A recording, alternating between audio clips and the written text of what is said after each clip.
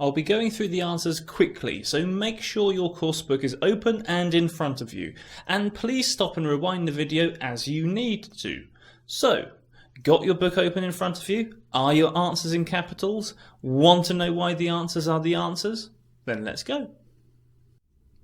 For question number 1, the key thing here is the comparison. Why you would buy this brand of biscuits rather than that brand of biscuits? In this case, the comparison is buy which brand of biscuits? Well, we don't know which brand of biscuits, but we know we have to refer to a brand of biscuits in the context of the comparison that's being created, which means that we need the correct quantifier to fit the comparison. Which quantifier do we need? We need the quantifier 1. Whether you buy one brand of biscuits or rather than another brand of biscuits. If we have a look at number 2, and if we have a look at the sentence in which number 2 is, we can quickly see that there's no verb. Surely nobody particularly interested. There's no verb. What do we need here? Of course we need the verb. Which verb do we need? Well, if we've got the adjective which follows, chances are, or it definitely is in this case, that we need a form of the verb be. So what can we choose? We can say nobody, subject-verb agreement, is particularly interested. Question number 3, which preposition follows keep track?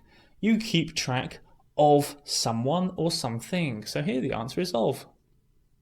For question number 4, what we need here is a relative pronoun to reflect the type of your buying preferences.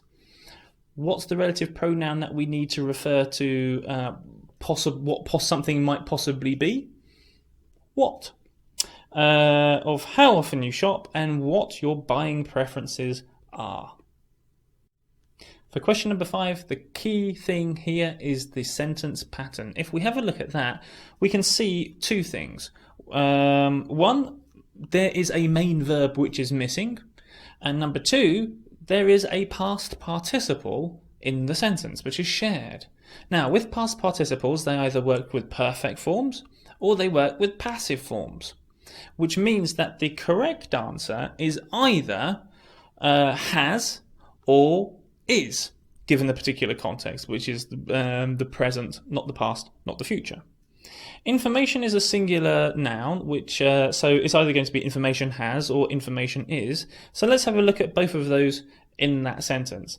Often this information has then shared with other companies. Doesn't make any sense. Often this information is then shared with other companies. Bingo. There we go. That's our answer, which is. Question number 6. After according, which preposition do we need? Well, it's according to someone or according to something, which is why the answer is to. Question number 7, if we have a look at the language pattern, we can see that we've got the gap just before the continuous form, which is becoming. To use a continuous form, we need a form of the verb be, which is, of course, what we don't have here. So if we have a look at the sentence, however, a number of shoppers is plural, which means subject-verb agreement. We need shoppers are becoming more increasingly worried, ...